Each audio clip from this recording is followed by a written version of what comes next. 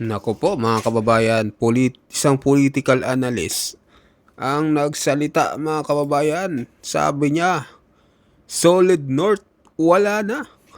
Solid South, lumalakas ang suporta kay VP Sara.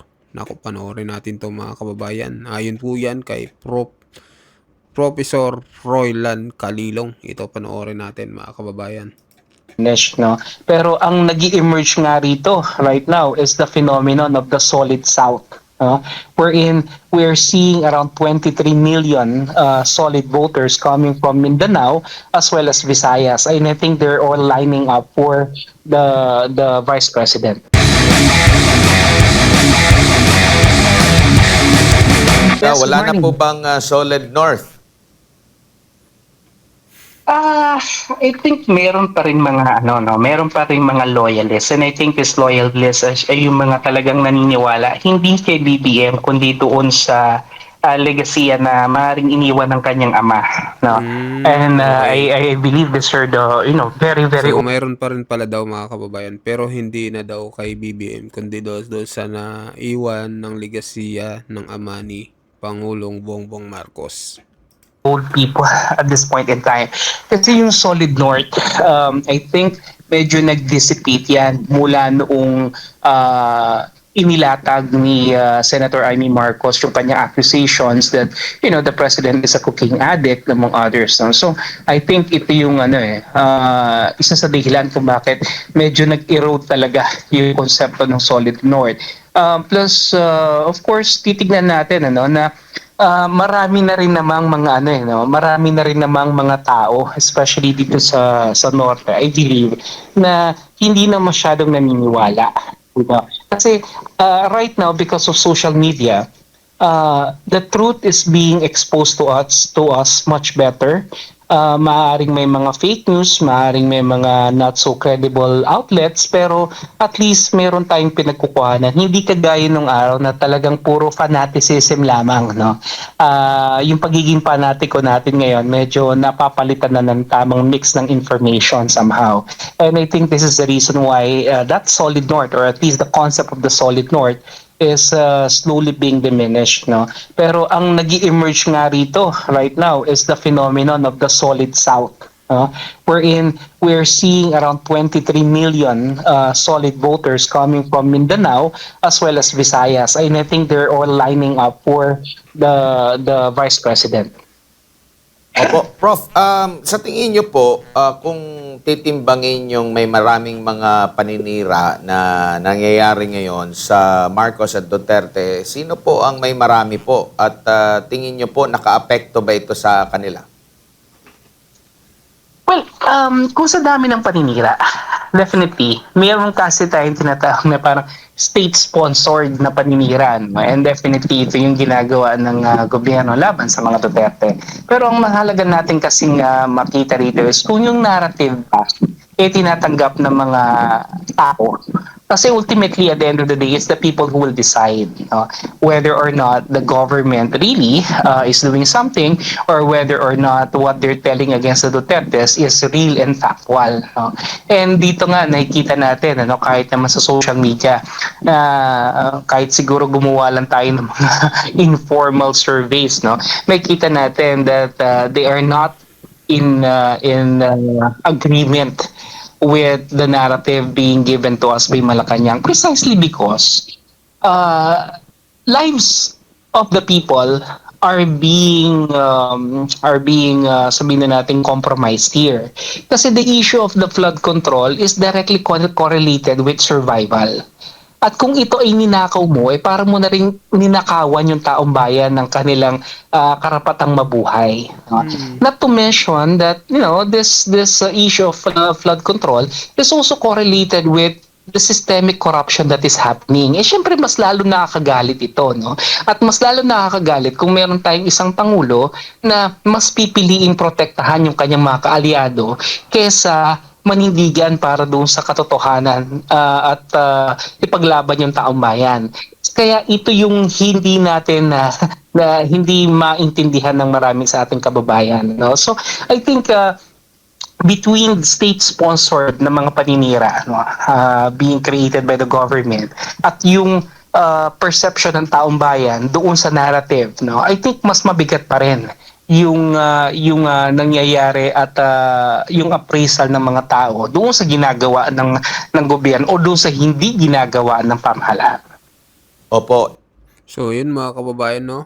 Kahit na anong paninira kay BP Sara, palagay ko mas maraming naninira nga talaga. Siyempre hawak ni PBBM ang ano ngayon, ang government. Mas marami talagang naninira kay Vice President Sara Duterte. Lalo na nung 2023 pataas mga kababayan, grabe talaga yung banat sa kanya. Ang daming trolls at kung ano-ano paninira, impeachment, ano pa ba yun, kung ano-anong mga ibinabato sa kanila. Pero kahit ganun mga kababayan, tila bumaliktad ang sitwasyon mga kababayan. Parang mas umangat palalo si BP Sara, no? Na ang ganda ng survey sa kanya ngayon. At ang nangyari, naging -3 ang trust rating ni PBBM. Si BP Sara naman, tumaas at ang tiwala ng tao ay mas umangat mga kababayan. Dahil nga siguro sa aksyon ng gobyerno sa flood control na tila hindi naman inaaksyonan ng maayos at walang nakukulong na big fish, kaya siguro nawala yung tiwala ng taong bayan.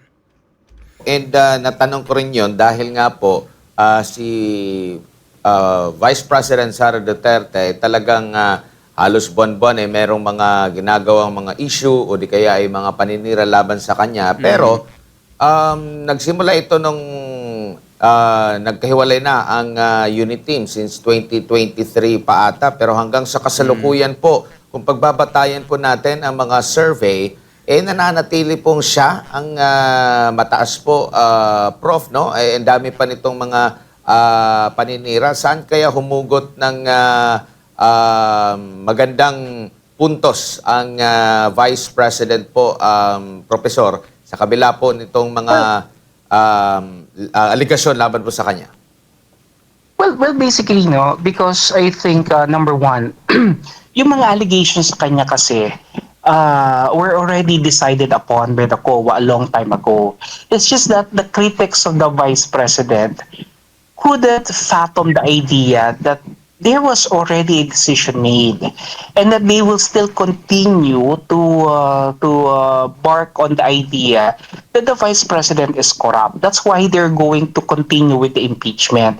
But we all know that the impeachment that was filed and that will be filed again is not really because of accountability.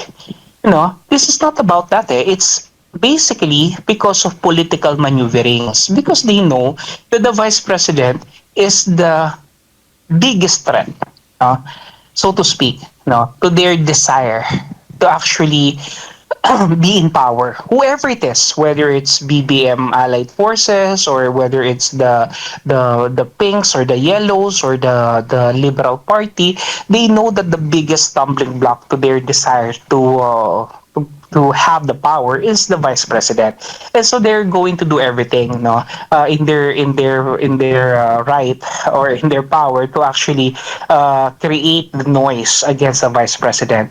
And I think maganda yung ginagawa ng Vice President that she is not really she's not really kumbaga hindi siya nakikipagtapatan dito sa kanilang mga ginagawa, and I think the public realizes that, na patuloy siyang binabanatan, patuloy siyang tinadown, patuloy siyang tinitira nitong mga kanyang kalaban, pero siya nananatili lamang siya doon sa kanyang posisyon. She's just doing her job, she's doing her work, and basically that's it, kasi kung titingnan natin, maybe the Vice President may not be doing anything so significant at this point. But the problem here is that the government is really doing a lot of bad things, to the point na kahit walang masyadong ginagawang maganda yung Vice President, sa sobrang sama ng gobyerno, talaga namang sino bang pupuntahan ng tao bayan, di ba? So that's basically it, and let's face it, yung presidente pa rin naman ang talagang may control, because the Vice President is just a president in waiting. Nag-aantay lang naman yan kung may mangyayari sa Pangulo, no? Kung halimbawa siya yung papalit, no? And in this case, no, the ball, the control, the resources, everything is really within the disposal of the president. So if the president is not performing well, and we know for a fact na hindi na sila magkaalyado at hindi na sila magkakampi ng Vice President, maliwanag. Sensitize yung Vice President doon sa mga kapalpakan ng gobyerno because they're not together anymore, 'di ba? So yun yung nakikita maaari ng taong bayan. No, kahit na paulit-ulit yung mga pambabanat nila sa ating Vice President, still, nananatiling mataas yung kanyang rating primarily because this government is doing a very, very poor job, no, in governance, in addressing poverty, in addressing the socio-economic conditions. And I think that's the reason why sumasadsad sila at umaangat naman yung ating Vice President. Sa napipintong pagbuhay muli ng impeachment laban sa pangalawang Pangulo, sa tingin niyo po, makaka-apekto pa ito sa political capital po ng pangalawang Pangulo po? Well, if their goal primarily is to file the case and if it will go to the Senate, no, ang syempre merong pa ring somehow effect ito, no.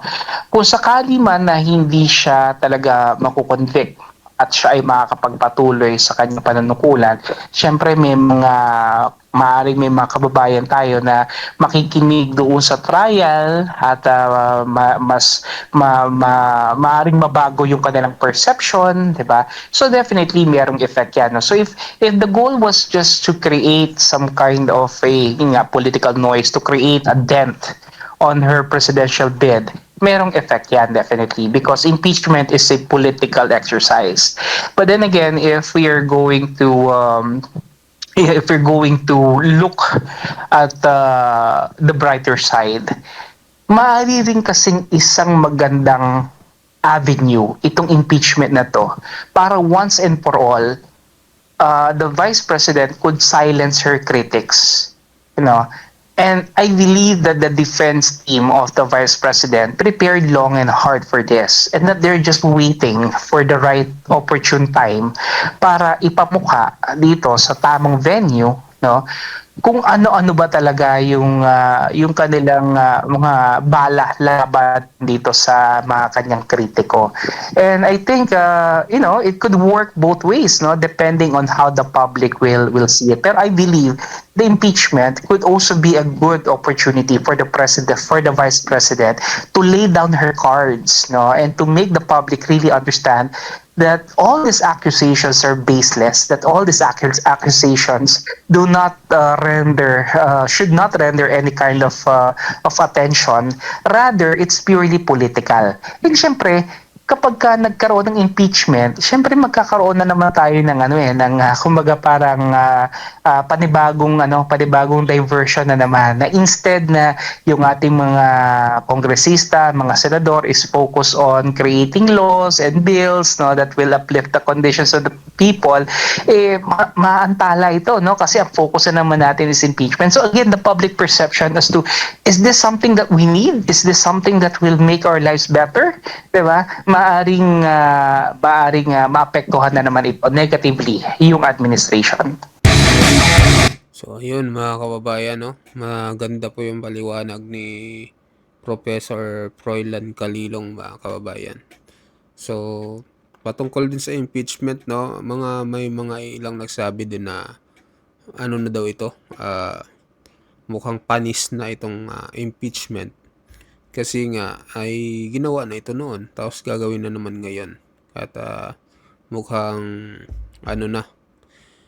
panis na itong impeachment na gagawin ulit kay VP Sara Duterte. So kayo mga kababayan, anong masasabi nyo dito sa pahayag po ni political analyst na si Professor Froilan Calilong? Mag-comment kayo, mag-like at mag-subscribe. At sa mga bagong pasok dyan, pa-subscribe din po natin channel mga kababayan. Maraming salamat po.